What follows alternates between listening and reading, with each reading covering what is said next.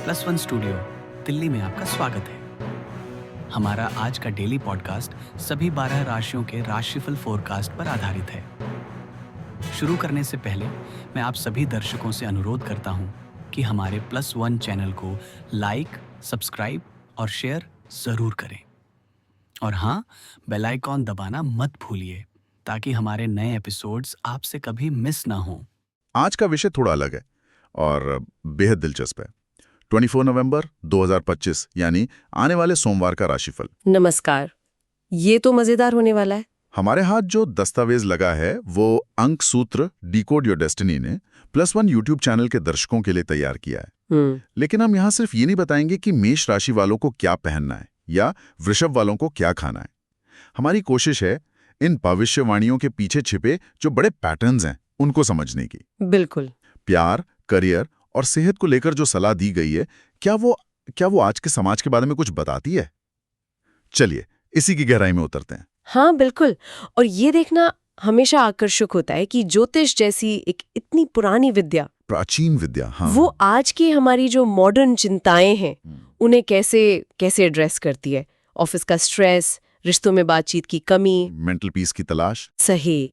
तो आज हम सिर्फ भविष्यवाणियां नहीं पढ़ेंगे बल्कि उन्हें डिकोड करने की कोशिश करेंगे, ये जानने के लिए कि इन सलाहों के पीछे कोई बड़ा संदेश तो नहीं छिपा। तो फिर चलिए रिश्तों से ही शुरू करते हैं। पहली चीज जिसने मेरा ध्यान खींचा वो ये थी कि लगभग हर राशि के लिए संवाद मतलब कम्युनिकेशन पर जबरदस्त जोर दिया गया है। ऐसा लग रहा है जैसे पूरा ब्रह्मांड एक साथ कह रहा हो, भाई बात करो लेकिन ढंग से बात करो। हाँ, और सिर्फ बात करो नहीं बल्कि कैसे बात करो, इस पर ज्यादा जोर है। अच्छा? हाँ, ये बारीकी बहुत जरूरी है। आज की दुनिया में हर कोई बोल रहा है पर सुन कोई नहीं रहा। शायद ये सलाह उसी कमी को पूरा करने की कोशिश है। एकदम सही पकड़ा आपने। जैसे मेष राशि के लिए लिखा है कि धारणा बनाने के बजाय जिज्ञासा के साथ बातचीत करें। मतलब ये मानकर मत चलो कि आपको सामने वाले के बारे में सब पता है। एक बच्चे की तरह सवाल पूछो। ये सलाह तो हम सबको अपनी, और ये इसलिए भी महत्वपूर्ण है क्योंकि हम टेक्स्ट और सोशल मीडिया के जमाने में रहते हैं। हाँ। जहां गलत फहमियां बहुत जल्दी पैदा होती हैं। बहुत जल्दी पैदा होती हैं।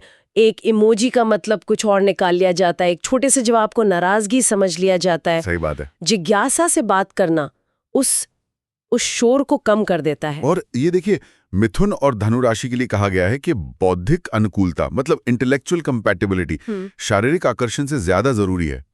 ये तो पारंपरिक रोमांटिक विचारों पर सीधी चोट है तो। लेकिन क्या ये आज की सच्चाई नहीं है? लोग अब ऐसे साथी ढूंढ रहे हैं जिनके साथ वो घंटों बात कर सकें, मीम्स शेयर कर सकें, पॉडकास्ट डिस्कस कर सकें। हाँ, ये तो है। ये सलाह दिखाती है कि अब रिश्ते सिर्फ सतही आकर्षण से आगे बढ़ रहे हैं, एक गहरे मानसिक जुड़ाव की तलाश में है।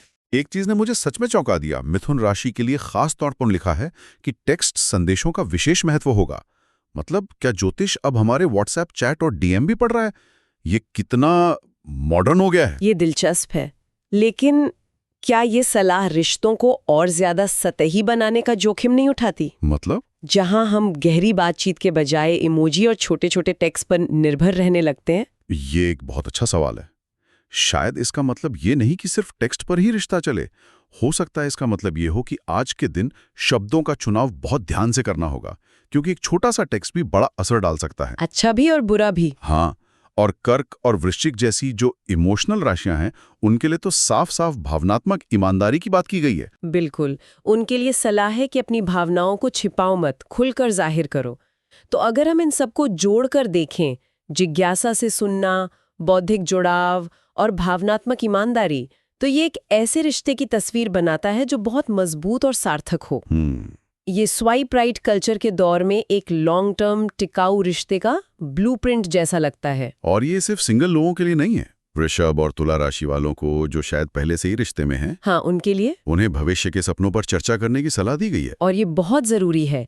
ये साझा लक्ष्यों और भावनात्मक सुरक्षा की जरूरत की ओर इशारा करता है। रिश्ते सिर्फ आज साथ रहने के बारे में नहीं होते, वे एक साझा कल बनाने के बारे में भी होते हैं। बिल्कुल।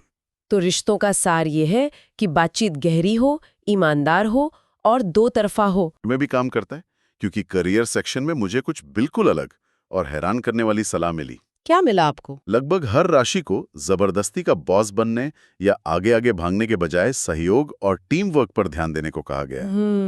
ये उस अल्फा वाली छवि के बिल्कुल उलट है जिसे अक्सर सफलता से जोड़ा जाता है।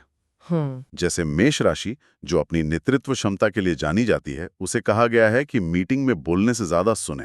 ये तो बहुत ही अजीब सलाह है एक लीडर के लिए। अजीब है, लेकिन शायद आज के समय के लिए जरूरी है। मुझे भी करियर वाले हिस्से में एक और दिलचस्प बात नजर आई। हाँ। कन्या राशि को कहा गया है कि नए प्रोजेक्ट शुरू करने के बजाय मौजूदा काम को बेहतर बनाने पर ध्यान केंद्रित करे। हाँ, मैंने भी ये पढ़ा।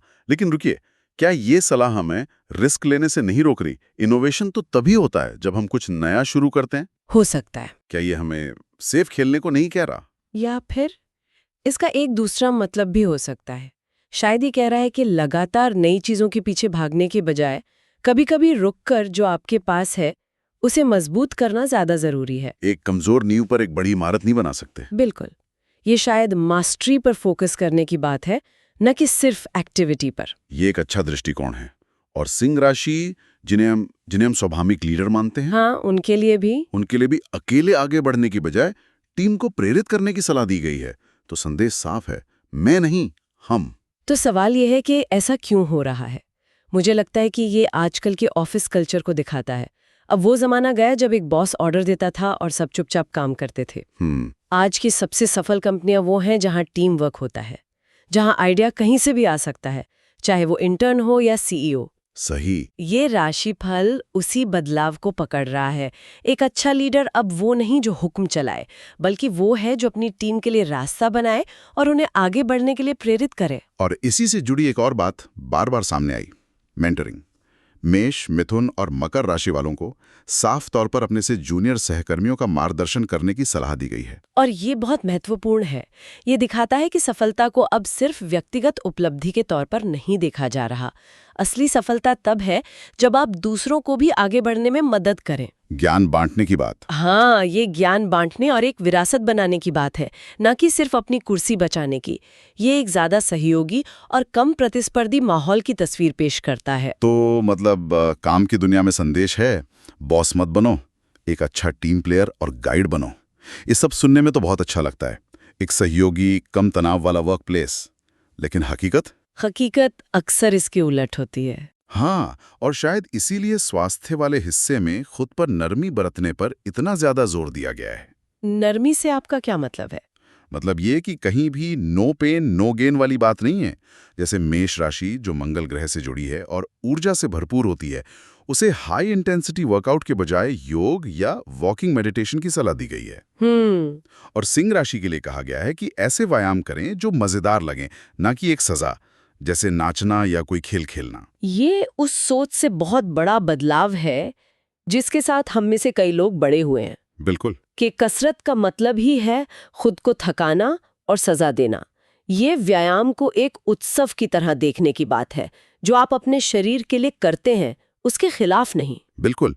और एक चीज जो मुझे बहुत खास लगी वो है शरीर के कुछ खास हिस्सों पर ध्यान देने की सलाह। मेष के लिए पीठ के निचले हिस्से, सिंह के लिए हृदय और रीढ़, और धनु राशि के लिए कूल्हे की लचक। हाँ, ये बहुत ही सटीक सलाह है। और इसके पीछे गहरा मनोवैज्ञानिक जुड़ाव भी हो सकता है। जैसे मेष राशि वाले हमेशा आगे की ओर भागते हैं, लक्ष्य की तरफ, और अक्सर इस चक्कर में उनकी पीठ का निचला हिस्सा तनाव में आ जाता है। सही। सिंह राशि वाले दिल से जीते हैं, वो हर चीज में अपना दिल लगा देते हैं, तो उनके लिए दिल का स्वास्थ्य महत्वपूर्ण हो जाता है। सही। ये सिर्फ शारीरिक सलाह नहीं है, ये शरीर और मन के जुड़ाव को भी दिखाती है। और खाने पीने की सलाह भी वैसी है। वृश्चिक राशि के लिए डिटॉक्स करने वाले खाद्य पदार्थ जैसे हरी पत्तेदार सब्जियां, और मकर राशि को जड़ वाली सब्जियां खाने को कहा गया है। मुझे ये पढ़कर हंसी आ गई। जैसे मकर राशि वालों को सचमुच ग्राउंडेड रहने के लिए आलू गाजर खाने की जरूरत है। ये एक मजेदार तरीका है इसे देखने का, लेकिन ये समग्र कल्याण यानी होलिस्टिक वेलबींग के विचार को मजबूत करता है। हाँ। आज लोग समझ रहे हैं कि स्वास्थ्य का मतलब सिर्फ 6 पैक एब्स नहीं है। ये इस बारे में है कि आप अंदर से कैसा महसूस करते हैं। जैसे मिथुन राशि के लिए नर्वस सिस्टम को शांत करने वाले श्वास व्यायाम की सलाह। हाँ। ये इसलिए है क्योंकि मिथुन राशि वालों का दिमाग हमेशा 10 दिशाओं में दौड़ता रहता है। ये सलाह उनके मन को शांत करने का एक टूल है। या फिर वृषभ राशि के लिए धरती से जुड़ने वाली गतिविधियां, जैसे नंगे पैर घास पर चलना। सही कहा। ये सब आज की भागदौड़ भरी जिंदगी में धीमा होने, अपनी सांसों पर ध्यान देने और खुद से दोबारा जुड़ने के तरीके हैं। हम हर वक्त ऑन रहते हैं, हमारा दिमाग कभी बंद नहीं होता। कभी नहीं। ये सलाहें हमें याद दिलाती हैं कि शरीर और मन के बीच एक संवाद स्थापित करना कितना जरूरी है, जिसे हम अक्सर नजरअंदाज कर देते हैं। तो स्वास्थ्य का मंत्र है, शरीर पर जुल्म नहीं, उससे प्यार करो।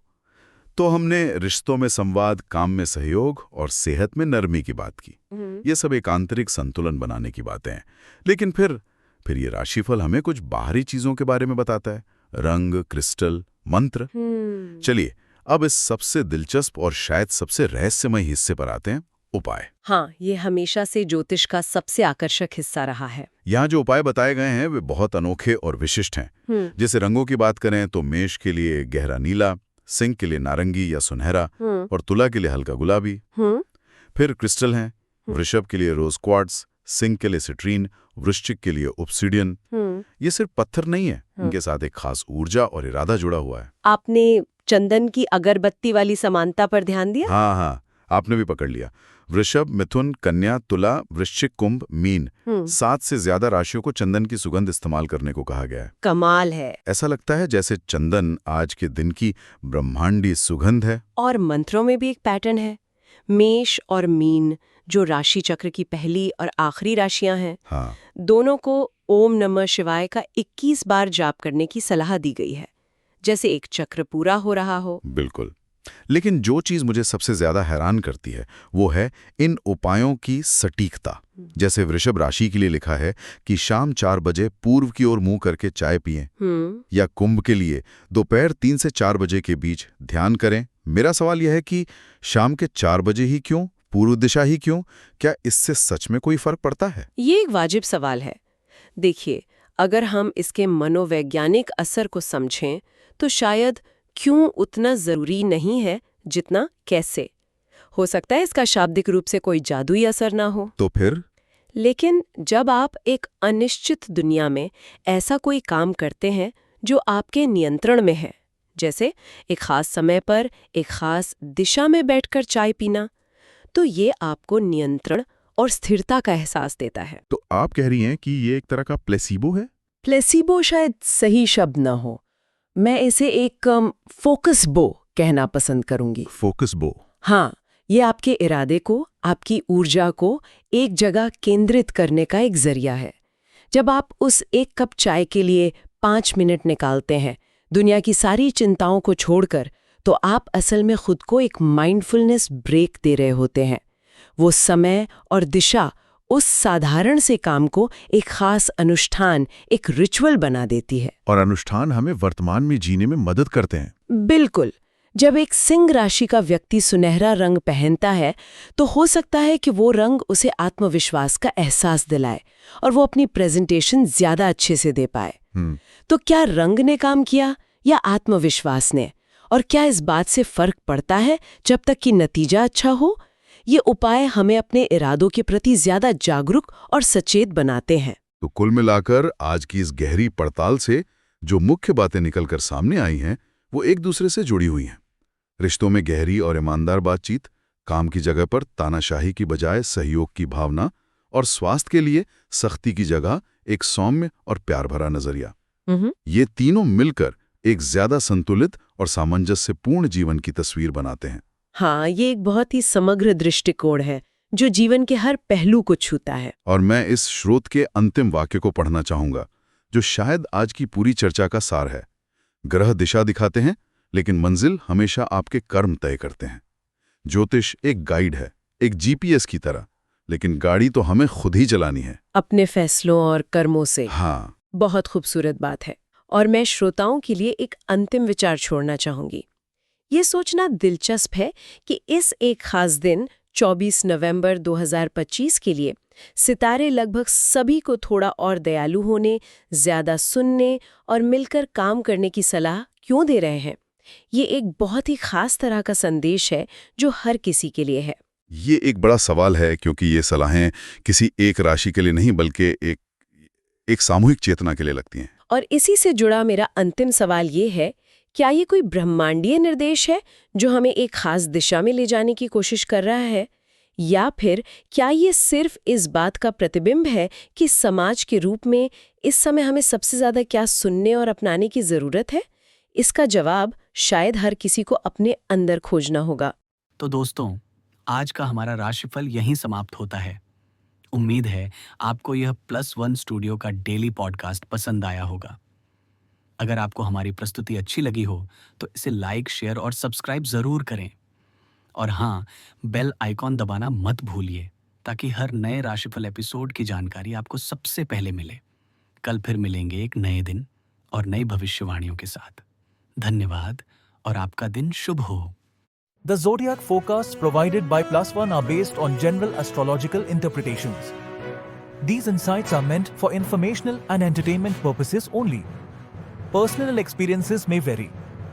We do not claim any scientific validity or guarantee outcomes.